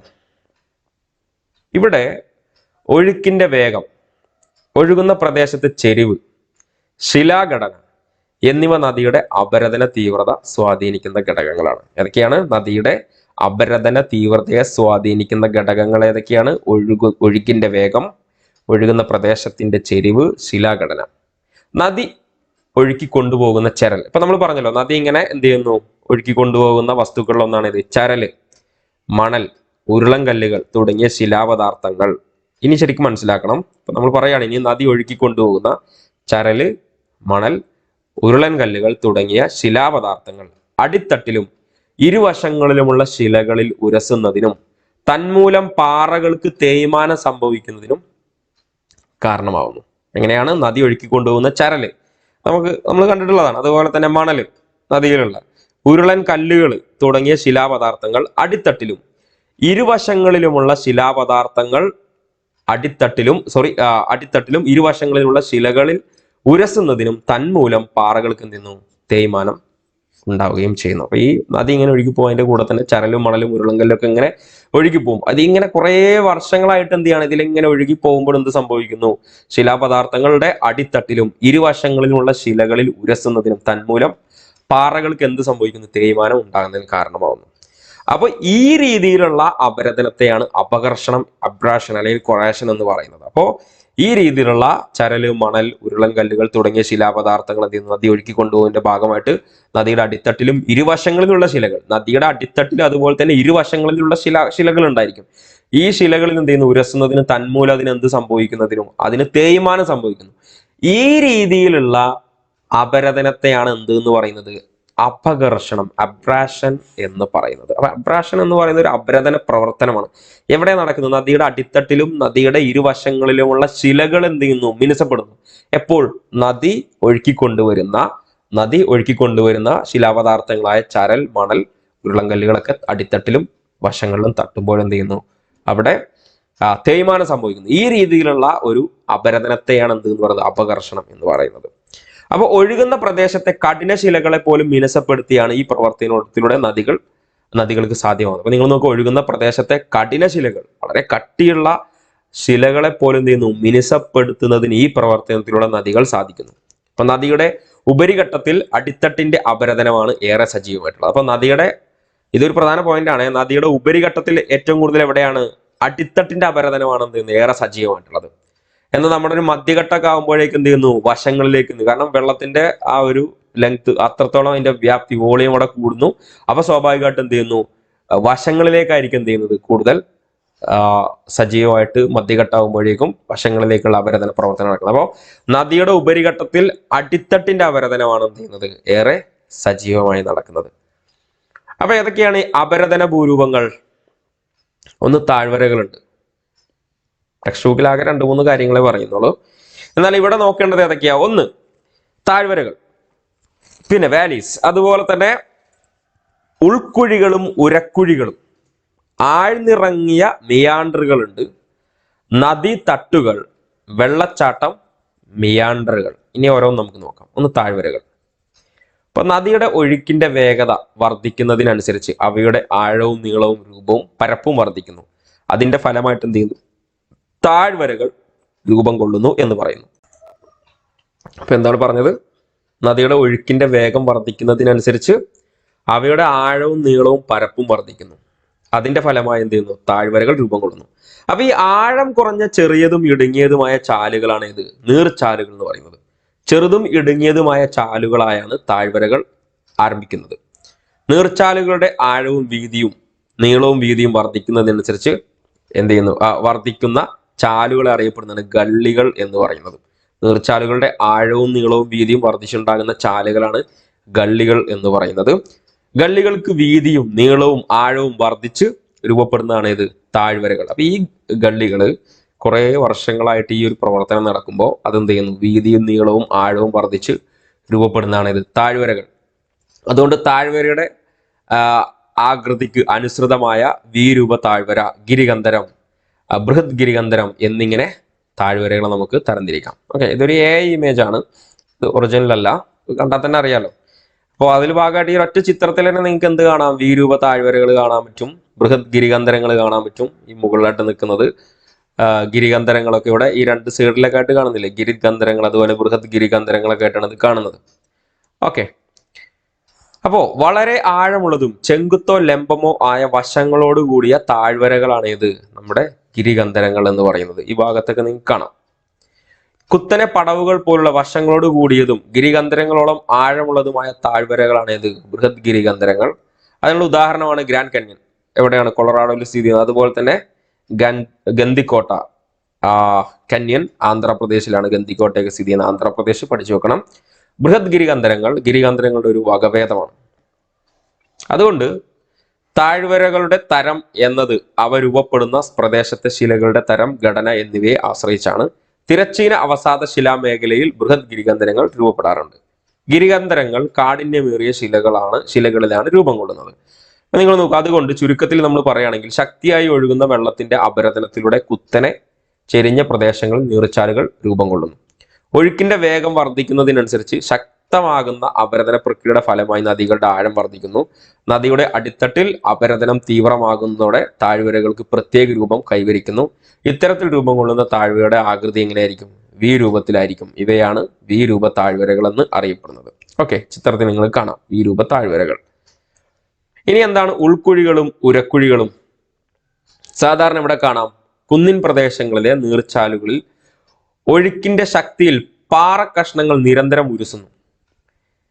ഇതിന്റെ ഫലമായിട്ട് വൃത്താകൃതിയിൽ രൂപം കൊള്ളുന്ന കുഴികളാണ് ഏത്? ഉൾക്കുഴികൾ എന്ന് പറയുന്നത്. ഈ കുഴികൾക്കുള്ളിൽ പെട്ടുപോയ പാറകൾ വൃത്താകാരത്തിൽ തിരിയുന്നതിന്റെ ഫലമായിട്ട്, ഇപ്പോൾ ആ കുഴിക്കുള്ളിൽ എന്ത് ചെയ്യും? പാറ കഷ്ണങ്ങൾ ഉണ്ടായിരിക്കും. അപ്പൊ അതിങ്ങനെ അതിൽ കടന്നിങ്ങനെ എന്ത് ചെയ്യുന്നു? തിരിയുന്നതിന്റെ ഫലമായി കാലക്രമേണ കുഴികളുടെ വലിപ്പം വർദ്ധിക്കുന്നു. അപ്പൊ നിങ്ങളൊക്കെ ഇപ്പൊ എന്റെ വീടിന്റെ തൊട്ടടുത്തുള്ളതാണ് ആടിമ്പാറ വാട്ടർഫാൾ. അപ്പൊ ഈ ആടിമ്പാറ വാട്ടർഫാളിലൊക്കെ നിങ്ങൾക്ക് കാണുമ്പോൾ ഈ ഉൾക്കുഴികളും ഉരക്കുഴികളൊക്കെ നിങ്ങൾക്ക് അവിടെ ഒരുപാട് കാണാൻ പറ്റും. അപ്പോൾ ആ ഒരു രീതിയിലാണ് എന്ത് ചെയ്യുന്നത്? ഇത് രൂപം കൊണ്ട്. അപ്പൊ നമ്മളിപ്പോ ഇത് വായിക്കുമ്പോൾ മനസ്സിലായത് ഈ പറയുന്ന കുഴികളൊക്കെ ഇങ്ങനെ ഉണ്ടായെന്നുള്ളത്. ഇതിപ്പോ അത് വളരെ മനോഹരമായിട്ട് ഇങ്ങനെ കാണുന്നു, അതിൽ കുറച്ച് വെള്ളം ഉണ്ടാവും, അല്ലെങ്കിൽ അതിലേക്ക് ചാടുന്നു, അതിൽ നീന്തി കളിക്കുന്നു, അങ്ങനെയുള്ള കാര്യങ്ങൾ നമ്മൾ ചെയ്യുന്നു. ഇപ്പൊ ചിലപ്പോൾ നിങ്ങൾ പല ആളുകളോട് വന്നിട്ടുണ്ടായിരിക്കും. അപ്പോൾ നമ്മുടെ മലപ്പുറം ജില്ലയിലുള്ള മനോഹരമായിട്ടുള്ള ആട്ടിൻപാറ വാട്ടർഫാൾ നിങ്ങൾ കേട്ടിട്ടുണ്ടാവും അല്ലെ? അപ്പൊ ഇവിടെ എന്താ സംഭവിക്കുന്നത്? ഈ രീതിയിലുള്ള ഉൾക്കുഴികളും ഉരക്കുഴികളൊക്കെ എന്ത് ചെയ്യും? നമുക്ക് കാണാൻ പറ്റും. അപ്പൊ അതെങ്ങനെയാണ് അവിടെ ഫോം ചെയ്തതെന്ന് പറയുന്നുണ്ട്. അപ്പോൾ അവിടെയുള്ള ഈ പാറകൾക്കിടയിലുള്ള ഈ കുഴികളിൽ പെട്ടുപോയ പാറകൾ വൃത്താകാരത്തിൽ തിരിയുന്നതിന്റെ ഫലമായിട്ട് കാലക്രമേണ കുഴികളുടെ വലിപ്പം വർദ്ധിക്കുന്നു എന്നുള്ളതാണ്. വെള്ളച്ചാട്ടത്തിന്റെ ചുവട് ഭാഗത്ത് രൂപം കൊള്ളുന്ന വലുതും ആഴമേറിയതുമായ കുഴികളാണ് ഇത് ഉരക്കുഴികൾ. ഇതൊക്കെ ഒരുപാടുണ്ട്. അപ്പോ ഈ രീതിയിലാണ് ഇതൊക്കെ രൂപം കൊള്ളുന്നത്. ഈ അപരദന ഫലം, നദിയുടെ അപരദന ഫലമായിട്ട് രൂപം കൊള്ളുന്നതാണ് ഇതെല്ലാം. ഇനി മിയാൻഡറുകളെ കുറിച്ച് ജസ്റ്റ് ഇവിടെ സൂചിപ്പിക്കുന്നു. ആഴ്ന്നിറങ്ങിയ മിയാൻഡറുകൾ, കാഠിന്യമേറിയ ശിലകളിൽ രൂപപ്പെടുന്ന ആഴവും വിസ്താരമേറിയതുമായ മിയാൻഡറുകളാണ് ഇത് ആഴ്ന്നിറങ്ങിയ മിയാൻഡറുകൾ എന്ന് പറയുന്നത്. മിയാൻഡർ നമ്മൾ ചർച്ച ചെയ്യും ചിത്രങ്ങൾ വെച്ചിട്ട്. നദീതട്ടുകൾ, എന്താ റിവർ ടെറസ് എന്ന് പറയുന്നത്? മുൻകാല താഴ്വരകളുടെ തറകളുടെയോ പ്രളയ സമതല നിരപ്പുകളുടെയോ ശേഷിപ്പുകളാണ് ഇത് എന്ന് പറയുന്നത് നദീതട്ടുകൾ. ഇപ്പൊ നദികൾ പ്രളയ സമതലത്തിൽ നടക്കുന്ന ലംബതലത്തിൽ അപരദനത്തിന്റെ ഫലമായി ഉണ്ടാകുന്ന ഭൂരൂപങ്ങളാണ് ഇത് നദീതട്ടുകൾ. എങ്ങനെയാണ്? നദികൾ പ്രളയ സമതലങ്ങളിൽ നടത്തുന്ന ലംബതല അപരദനത്തിന്റെ ഫലമായി ഉണ്ടാകുന്ന ഭൂരൂപങ്ങളാണ് ഇത് നദീതട്ടുകൾ. നദിയുടെ ഇരുവശങ്ങളിലും ഒരേ ഉയരത്തിൽ കാണപ്പെടുന്ന നദീതട്ടുകളാണ് ജോഡികളായുള്ള നദീതട്ടുകൾ എന്ന് പറയുന്നത്. ഇരുവശങ്ങളിലെയും തട്ടുകൾ വ്യത്യസ്ത ഉയരങ്ങളിലാണെങ്കിൽ അവ അറിയപ്പെടുന്നത് ജോഡികളല്ലാത്ത തട്ടുകൾ എന്നാണ്. തട്ടുകൾ രൂപപ്പെടാനുള്ള കാരണങ്ങൾ എന്തൊക്കെയാ? ശക്തമായ ഒഴുക്കിന് ശേഷം വെള്ളം ഇറങ്ങുമ്പോൾ, പിന്നെയോ കാലാവസ്ഥാ വ്യതിയാനം മൂലം നദീജല വ്യവസ്ഥയിൽ മാറ്റം വരുമ്പോൾ, കരയുടെ ടെക്ടോണിക് ഉദ്ധാനം, കടലിനോടടുത്തുള്ള നദികളിൽ സമുദ്രനിരപ്പിലെ വ്യത്യാസം ചെലുത്തുന്ന സ്വാധീനം. ഇനി അടുത്ത നമ്മൾ പറയുന്നത് വെള്ളച്ചാട്ടം. നദിയുടെ അപരദന ഫലമായി സാധാരണയായി ഉപരിഘട്ടത്തിലാണ് എന്ത് ചെയ്യുന്നത്? വെള്ളച്ചാട്ടം രൂപം കൊള്ളുന്നത്. എവിടെയാണ്? നദിയുടെ അപരദന ഫലമായിട്ടാണ് കേട്ടോ. നദിയുടെ അപരദന ഫലമായിട്ട് സാധാരണയായിട്ട് ഉപരിഘട്ടത്തിലാണ് വെള്ളച്ചാട്ടം കാണുന്നത്. ഇവിടേക്ക് എങ്ങനെ തെറ്റായ സ്റ്റേറ്റ്മെന്റ് വരിക? നദിയുടെ നിക്ഷേപണ പ്രവർത്തന ഫലമായിട്ട് എന്നൊക്കെ ചിലപ്പോൾ അവിടെ കൊടുക്കാം. നദിയുടെ അപരദന ഫലമായി സാധാരണയായിട്ട് ഉപരിഘട്ടത്തിലാണ് വെള്ളച്ചാട്ടം രൂപം കൊള്ളുന്നതാണ് ശരിയായിട്ടുള്ളത്. അപ്പൊ കാഠിന്യവും അതുപോലെ തന്നെ മൃദുവുമായ ശിലകൾ ഇടകലർന്ന് കാണപ്പെടുന്ന താഴ്വരകൾ, മൃദുശിലകൾ കൂടുതൽ അപരദനത്തിന് വിധേയമാകുന്നു. ഇത് വെള്ളച്ചാട്ടങ്ങൾ രൂപം കൊള്ളുന്നതിന് കാരണമാണ്. അപ്പൊ എങ്ങനെയാണ്? നിങ്ങൾ നോക്കുക. ഇപ്പൊ ഈ നദിയുടെ അപരദനം നമ്മൾ പറഞ്ഞല്ലോ, കഠിനവും മൃദുവുമായിട്ടുള്ള ശിലകൾ ഇടകലർന്ന് കാണപ്പെടുന്ന താഴ്വരകൾ എന്ത് ചെയ്യുന്നു? അതിൽ കഠിനമുണ്ട്, അതുപോലെ മൃദുവായിട്ടുള്ള ശിലകളുണ്ട്. ഇതിൽ പെട്ടെന്ന് അപരദനത്തിന് വിധേയമാകുന്നത് മൃദുശിലകളായിരിക്കും. ഈ മൃദുശിലകൾ കൂടുതൽ അപരദന വിധേയമാകുന്നു. ഇത് വെള്ളച്ചാട്ടങ്ങൾ രൂപം കൊള്ളുന്നതിന് കാരണമാകുന്നു. ഇനി മിയാൻഡറുകളെ കുറിച്ചാണ് പറയുന്നത്. ഉപരിഘട്ടം പിന്നിടുന്നതോടെ നദിയുടെ അടിത്തട്ടിലേക്കുള്ള അപരദന തോത് കുറയുന്നു. അപ്പൊ ഇനി അടുത്ത പോയിന്റ് കണ്ടോ? ഉപരിഘട്ടം പിന്നിടുന്നതോടുകൂടി നദിയുടെ അടിത്തട്ടിലേക്കുള്ള അപരദന തോത് കൂടുന്നു. അപ്പോ അപരദന തോത് കുറയുന്നു നമ്മൾ പറഞ്ഞു. ഉപരിഘട്ടം കഴിഞ്ഞാൽ പിന്നെ മധ്യഘട്ടത്തിലേക്ക് വരികയാണ്. അടിത്തട്ടിലേക്കുള്ള അപരദനം തോത് കുറയുന്നു. എന്നാൽ മധ്യഘട്ടം തുടങ്ങുമ്പോൾ എന്ത് സംഭവിക്കുന്നു? എന്നാൽ വശങ്ങളിലേക്കുള്ള അപരദനം ശക്തമാണ്. ഇതൊക്കെ മൈന്യൂട്ടായിട്ടുള്ള പോയിന്റുകളാണ്. ശരിക്കും ഇത് മനസ്സിലാക്കി പഠിക്കുക വേണം. അപ്പോ എന്നാൽ വശങ്ങളിലേക്കുള്ള അപരദനം എന്ത് ചെയ്യുന്നു? ശക്തമാകുന്നു എന്നുള്ളതാണ്. അപ്പോ ഈ വശങ്ങളിലേക്കുള്ള അപരദനാകുമ്പോൾ നമുക്ക് മനസ്സിലാക്കാൻ പറ്റും ഇവിടെ ഇപ്പം എന്ത് ചെയ്യുന്നു? ആ നദിയുടെ വീതി കൂടി വരികയാണ് ചെയ്യുന്നത് അല്ലെ? അപ്പൊ അവിടെ ചിലപ്പോൾ അത് ചില ഭാഗത്ത് വെച്ച് ബെൻഡായി വരാം. അപ്പൊ നമ്മുടെ നാട്ടിൽ കാണുന്ന ഈ പുഴകൾ ഇതെല്ലാം നേരെയാണോ? അല്ലല്ലോ, ഇതിങ്ങനെ വളഞ്ഞിങ്ങനെ പോകുന്നല്ലേ കാണുന്നത് അല്ലെ?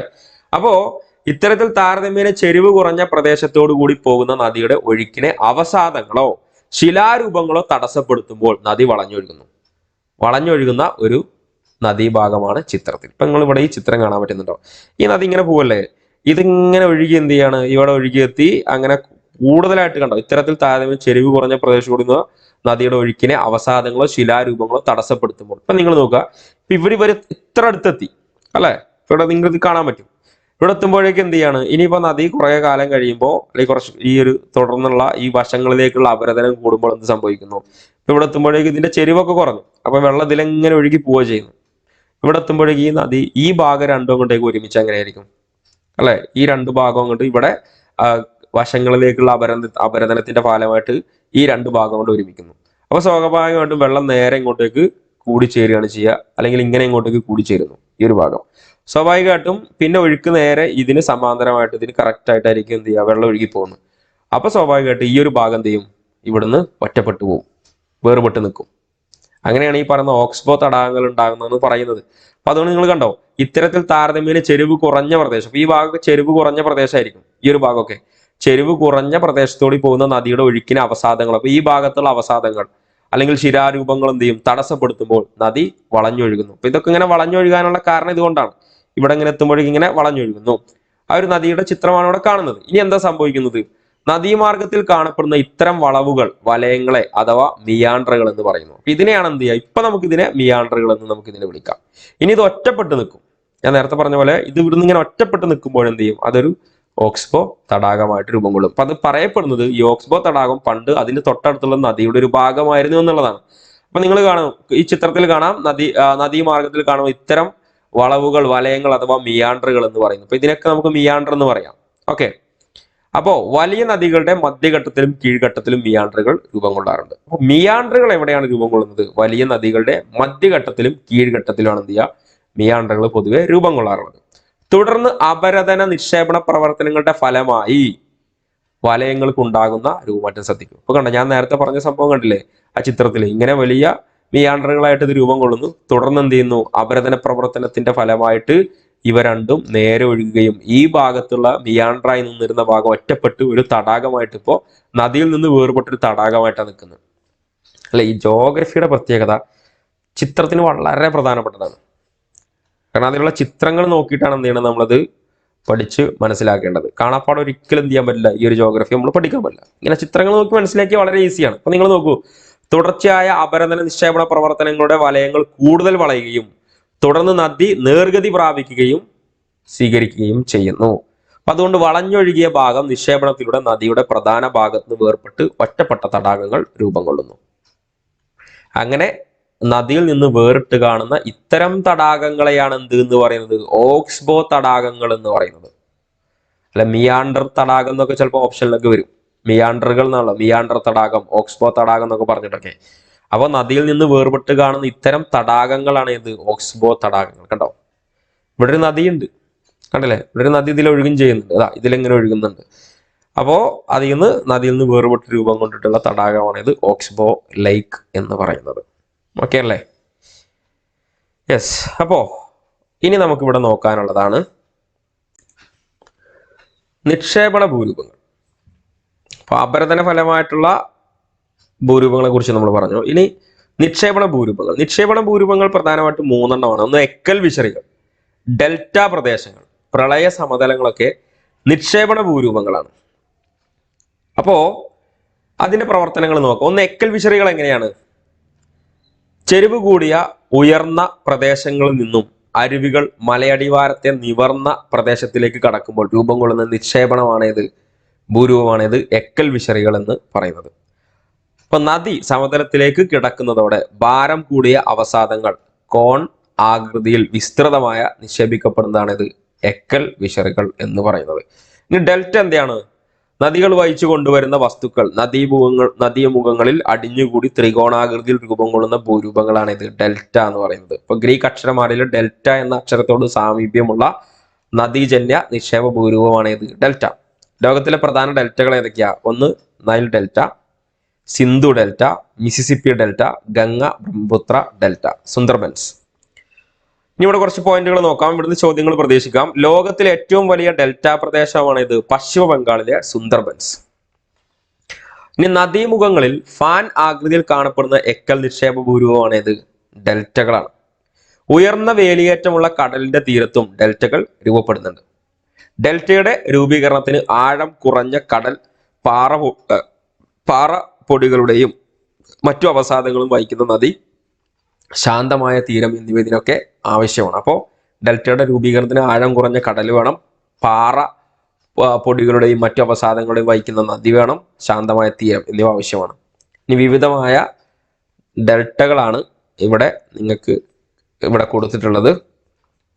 ഒന്ന് ആക്വറ്റ് ടൈപ്പ്, അല്ലെങ്കിൽ ഫാൻ ഷേപ്പ്ഡ്. അതിന് ഉദാഹരണമാണ് നൈൽ, ഗംഗ, ബ്രഹ്മപുത്ര ഡെൽറ്റ. ഇനി അത് ബേർഡ് ഫുഡ് ടൈപ്പ്, മിസിസിപ്പി, അതുപോലെ മിസോറി ഡെൽറ്റ, അതുപോലെ തന്നെ എസ്റ്റൗഡിൻ ടൈപ്പ്, സബ്മേർജ്, നർമ്മദ ഡെൽറ്റ അതിന് ഉദാഹരണമാണ്. അതുപോലെ കസ്പി ടൈപ്പ്, ടൂത്ത് ലൈക്ക് പ്രൊജക്ഷൻ, അതാണ് എബ്രോ ഡെൽറ്റ. മുമ്പ് പഠിച്ചു വെക്കണം. ഇനി പ്രളയ സമതലങ്ങൾ, ഫ്ലഡ് പ്ലെയിൻസ്. പ്രളയ സമയത്ത് നദി കരകവിഞ്ഞൊഴുകുമ്പോൾ അവസാദങ്ങൾ ഇരുകരകളിലുമായി നിക്ഷേപിച്ച് എന്ത് ചെയ്യുന്നു? രൂപപ്പെടുന്ന സമതലങ്ങളാണ് ഇത് പ്രളയ സമതലങ്ങൾ. ഇതിന്റെ ഭാഗമായിട്ട് മഴക്കാലത്ത് നദികൾ കരകവിഞ്ഞൊഴുകുന്നത് നിങ്ങൾ കണ്ടിട്ടുണ്ടാവും. ടെക്സ്റ്റ് ബുക്കിലുള്ള പോയിന്റുകളാണ്. നദി ഒഴുകുന്ന ചാലിന്റെ ഇരുവശങ്ങളിലേക്കും ഏറെ ദൂരത്തേക്കും നിന്ന് പ്രളയജലം എത്തുന്നു. ഇങ്ങനെ പ്രളയബാധിതമാകുന്ന ഇരുകരകളിലും എക്കൽ നിക്ഷേപിച്ച് സമതലങ്ങൾ രൂപപ്പെടുന്നു. ഇത്തരം സമതലങ്ങളെ പ്രളയ സമതലങ്ങൾ എന്ന് വിളിക്കുന്നു. ലോക പ്രശസ്തമായ പല നദീതട സംസ്കാരങ്ങളും ഉടലെടുത്തത് ഇത്തരം പ്രളയ സമതലങ്ങളിലാണ്. കൃഷിക്ക് അനുയോജ്യമായതിനാൽ ഇത്തരം എക്കൽ സമതലങ്ങൾ ഏറെ പ്രയോജനപ്പെട്ടതാണ്. കണ്ടോ, ഫ്ലഡ് പ്ലെയിൻസ്. അപ്പോ നദീ നിക്ഷേപങ്ങളാൽ നിർമ്മിതമായ നദീ ഭാഗത്തെ സജീവ പ്രളയ സമതലമെന്നും തീരത്തിനേക്കാൾ ഉയരത്തിലുള്ള പ്രളയ സമതലത്തെ, ഇവിടെ നദീ സമതലത്തെ എന്നാട്ടോ, മന്ദപ്രളയ സമതലങ്ങൾ, ഇനാക്റ്റീവ് ഫ്ലഡ് പ്ലെയിൻ എന്നും പറയുന്നു. ഡെൽറ്റകളിലെ പ്രളയ സമതലങ്ങൾ ഡെൽറ്റ സമതലങ്ങൾ എന്നറിയപ്പെടുന്നു. പ്രളയ സമതലങ്ങളുമായി ബന്ധപ്പെട്ട് ചില ഭൂരൂപങ്ങൾ നോക്കാം. ഒന്ന് നദീതീര തടങ്ങൾ, അതുപോലെ തന്നെ അവസാദ തിട്ടകൾ. അപ്പോൾ പ്രളയ സമതലങ്ങളുമായി ബന്ധപ്പെട്ട ഭൂരൂപങ്ങൾ ഏതൊക്കെയാണ്? നദീതീര സമതലങ്ങളും അവസാദ തട്ടുകളും. അപ്പോൾ ഇവിടെ നാച്ചുറൽ ലെവീസ്, അതുപോലെ തന്നെ അവസാദ തിട്ടകൾ, പോയിന്റ് ബാസ് ഒക്കെ നിങ്ങൾക്ക് ഇവിടെ കാണാൻ പറ്റും. പോയിന്റ് ബാസ്, അതുപോലെ തന്നെ ഫ്ലഡ് പ്ലെയിൻ. ഇനി നോക്കുക, നദികളുടെ തീരങ്ങളിൽ പലപ്പോഴും ഛേദിക്കപ്പെട്ട് ഒറ്റപ്പെട്ട കുന്നുകളുടെ രൂപത്തിൽ തീരത്തിന് സമാന്തരമായി നീളത്തിൽ ഉയരം കുറഞ്ഞു കാണപ്പെടുന്ന വലിപ്പമേറിയ അവസാദ നിക്ഷേപങ്ങളാണ് ഇത് ഈ പറയുന്നവ. നീർച്ചാലുകൾ കൂടിച്ചേരുകയും വീണ്ടും പിരിയുകയും ചെയ്തുകൊണ്ടിരിക്കുന്നതായ ഒഴുക്കുഗതിയാണ് പിണഞ്ഞൊഴുകുന്ന ചാലുകൾ. അതുപോലെ തന്നെ ഒരു നദിയിലേക്ക് ഒഴുകിച്ചേരുന്ന ഉപനദികൾ അറിയപ്പെടുന്നതാണ് പോഷക നദികൾ. ഒരു വലിയ നദി ചെറുനദികളായി പിരിഞ്ഞ് ഒഴുകുന്നതാണ് കൈവഴികൾ എന്ന് പറയുന്നത്. ഇനി ഉത്തരേന്ത്യൻ എക്കൽ സമതലങ്ങൾ എന്താ പ്രത്യേകത നോക്കാം. ഇന്ത്യൻ കാർഷിക മേഖലയുടെ നട്ടെല്ല് എന്നറിയപ്പെടുന്ന ഉത്തരേന്ത്യൻ സമതലങ്ങൾ ലോകത്തെ വിസ്തൃതമായ എക്കൽ സമതലങ്ങളിൽ ഒന്നാണ്. സിന്ധു സമതലം, ഗംഗാ സമതലം, ബ്രഹ്മപുത്ര സമതലം എന്നിങ്ങനെ മൂന്ന് ഭാഗങ്ങളായി കാണപ്പെടുന്ന ഈ സമതല പ്രദേശത്തിന്റെ ഏറ്റവും വിസ്തൃതമായ ഭാഗം ഏതാണ്? ഗംഗാ സമതലമാണ്. ഇതൊക്കെ ചോദ്യമാണ് കേട്ടോ, ശരിക്കും പഠിച്ചു നോക്കണം. സിന്ധു സമതലം, ഗംഗാ സമതലം, ബ്രഹ്മപുത്ര സമതലം എന്നിങ്ങനെ 3 ഭാഗങ്ങളായി കാണപ്പെടുന്ന ഉത്തരേന്ത്യൻ എക്കൽ സമതലങ്ങൾ എന്നാണ് പറയാ. അപ്പൊ ഇതിൽ ഏറ്റവും വലുതേതാ? ചോദ്യം വരാം തന്നിട്ട്. സിന്ധു സമതലം, ഗംഗാ സമതലം, ബ്രഹ്മപുത്ര സമതലം എന്നൊക്കെ പറഞ്ഞാൽ അതിൽ ഏതാണ്? ഗംഗാ സമതലം കേട്ടോ. നമ്മൾ സിന്ധു സമതലം എന്നൊക്കെ പോയിട്ട് തെറ്റായിട്ട് ചിലപ്പോൾ മാർക്ക് ചെയ്യാൻ സാധ്യതയുണ്ട്.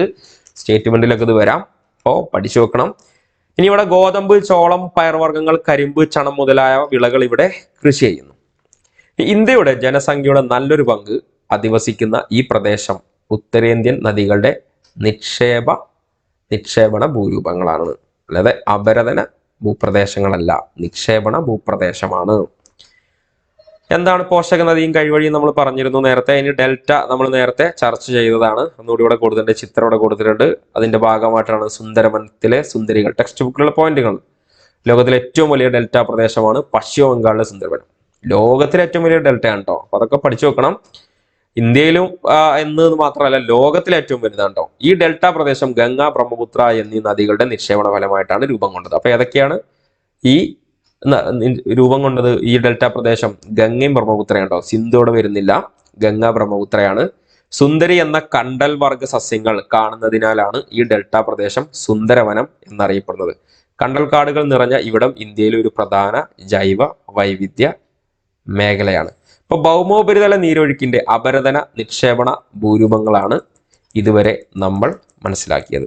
ഇനി ഉപരിതല നീരൊഴുക്കിന്റെ ഒരു ഭാഗം മണ്ണിനടിയിലേക്ക് ഊർന്നിറങ്ങി ഭൂഗർഭജലമായി പരിണമിക്കുന്നു എന്ന് നിങ്ങൾക്കറിയാമല്ലോ. അപ്പൊ നമ്മൾ ഇതുവരെ പറഞ്ഞ എന്താണ്, ഭൗമോപരിതലത്തിന്റെ നീരൊഴുക്കിന്റെ അപരദന ഫലമായിട്ട് നിക്ഷേപണ ഭൂരൂപങ്ങൾ കണ്ടത്. അപ്പൊ ഇത് ഭൂമിക്കടിയിലും ഈ പ്രവർത്തനങ്ങൾ നടക്കുന്നു.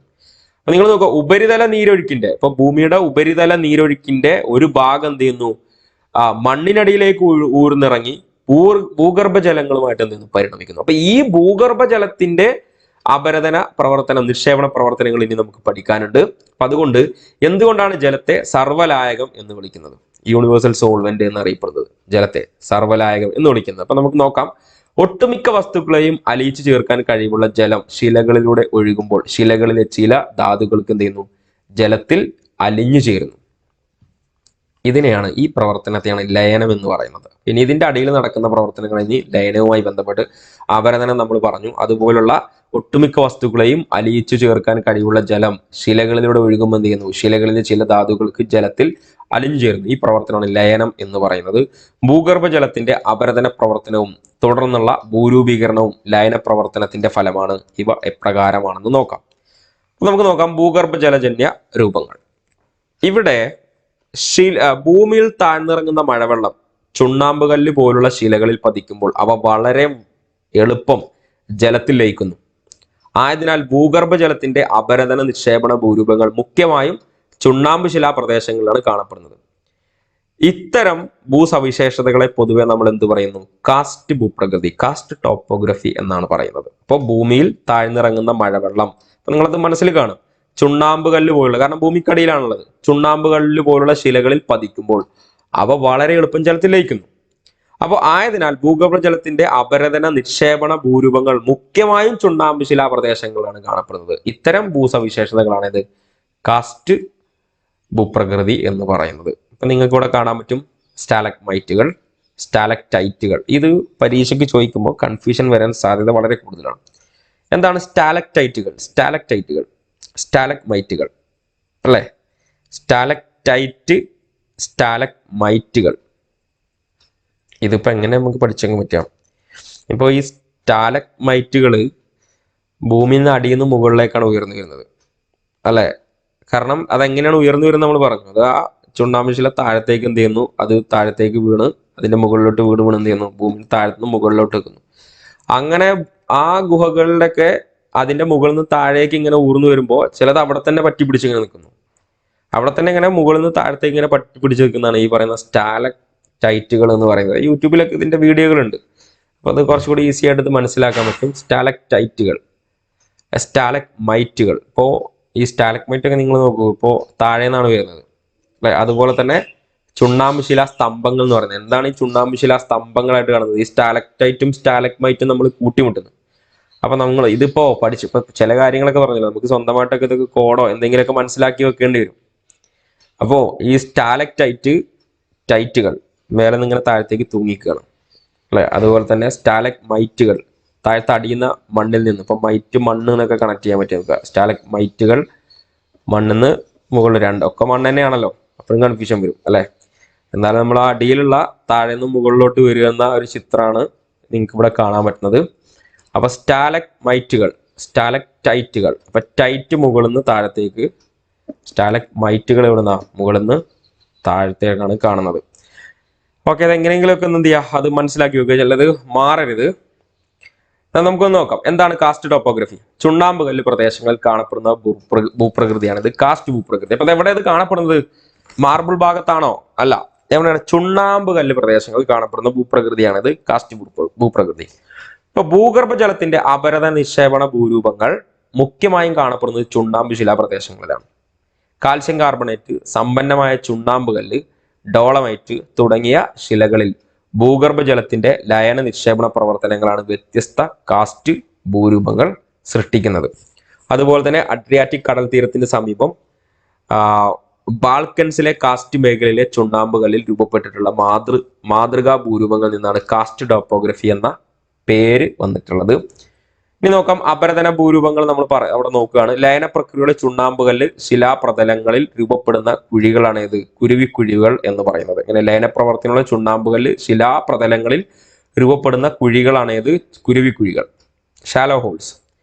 അപ്പൊ മുകൾ ഭാഗം ഏറെക്കുറെ വൃത്താകൃതിയിലും താഴേക്ക് ചോർപ്പിന്റെ ആകൃതിയിലും രൂപപ്പെടുന്ന കുഴിഞ്ഞ പ്രദേശമാണ് അവതലന കുഴി എന്ന് പറയുന്നത്. മുകൾ ഭാഗം ഏറെക്കുറെ വൃത്താകൃതിയിലും താഴേക്ക് ചോർപ്പിന്റെ ആകൃതിയിലും കാണപ്പെടുന്ന കുഴികളാണ് അവതലന കുഴികൾ.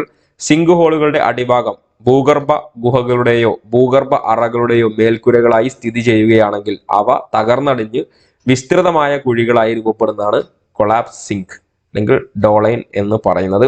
സിങ്ക് ഹോളുകളും ഡൊമൈനുകളും കൂടിച്ചേർന്ന് രൂപപ്പെടുന്ന കിടങ്ങുകളാണ് ഇത് താഴ്വര സിങ്കുകൾ അഥവാ ഉവാലകൾ എന്ന് പറയുന്നത്. ചുണ്ണാമ്പ് പ്രദേശത്തിൽ ലയന പ്രവർത്തനം മൂലം രൂപപ്പെടുന്ന വരമ്പുകളാണ് ഇത് ലാപ്പീസ്. ഇവിടുന്നൊക്കെ ചോദ്യങ്ങൾ വരാട്ടോ, ഇതൊക്കെ ശരിക്കും പഠിച്ചെന്നെ വെക്കണം. ഇനി കാലാന്തരത്തിൽ ലാപ്പീസ് ഏറെക്കുറെ നിരപ്പായ ചുണ്ണാമ്പ് ശിലാ പ്രദേശങ്ങളായി മാറുന്നതാണ് ചുണ്ണാമ്പ് പ്രതലങ്ങൾ.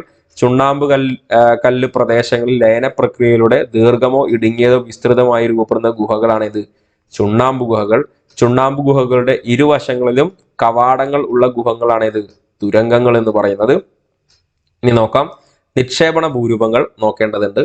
ശിലാപ്രതലങ്ങളിൽ ചുണ്ണാമ്പ് ലായനി ജലം ഇറ്റു വീഴുമ്പോൾ അതിലെ ജലാംശം ബാഷ്പീകരിക്കപ്പെടുന്നതിലൂടെയും കാർബൺ ഡൈ ഓക്സൈഡ് നഷ്ടമാകുന്നതിലൂടെയും കാൽസ്യം കാർബണേറ്റ് നിക്ഷേപിക്കപ്പെടുന്നു.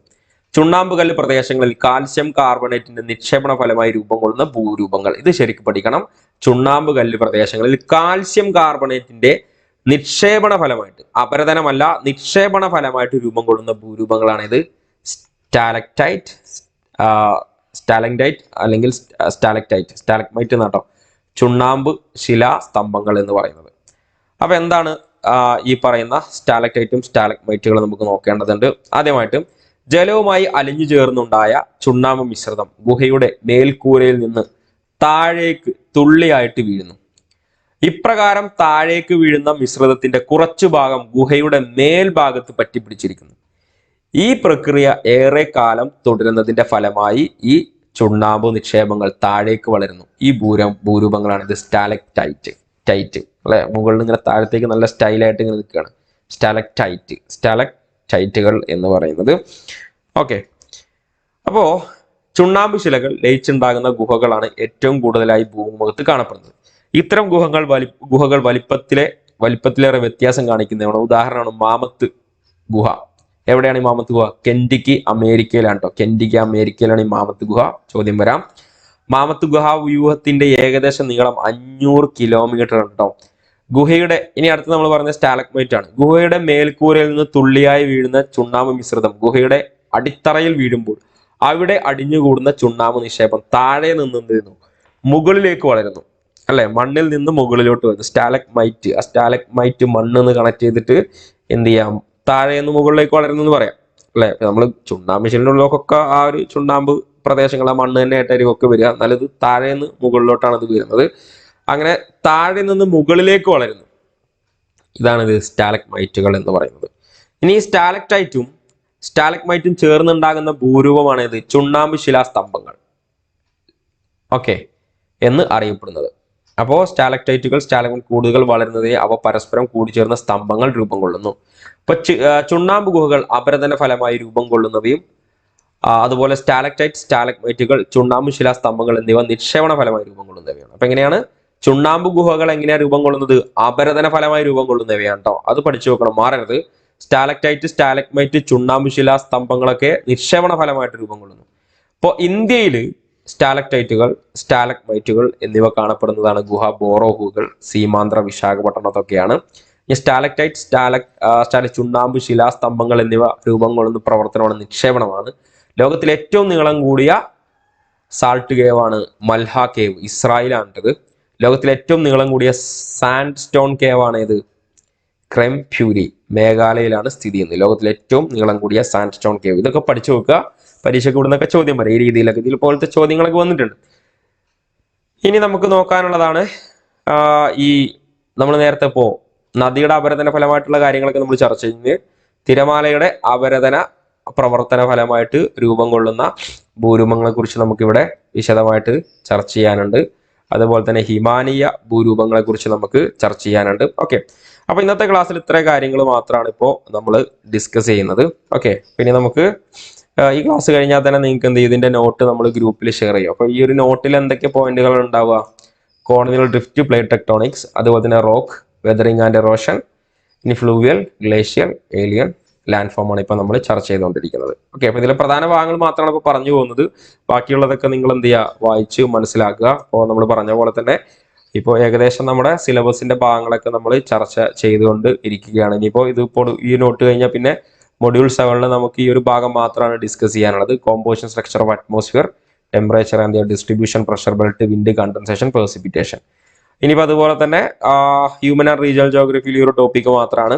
ഇതിങ്ങനെ കാണുമ്പോൾ ചെറിയൊരു ടോപ്പിക് അല്ല, അത്യാവശ്യം വലിയൊരു ടോപ്പിക്കാണ്. ഈ ജോഗ്രഫി ഓഫ് കേരള വരുമ്പോൾ തന്നെ വലിയൊരു ടോപ്പിക്കായി. ഓക്കെ, അതിൻ്റെയൊക്കെ വർക്ക് നടന്നുകൊണ്ടിരിക്കുകയാണ്. അപ്പോൾ നമ്മൾ ഏകദേശം നമ്മുടെ സിലബസിന്റെ ഭാഗങ്ങൾ കംപ്ലീറ്റ് ആയിട്ടുണ്ട്.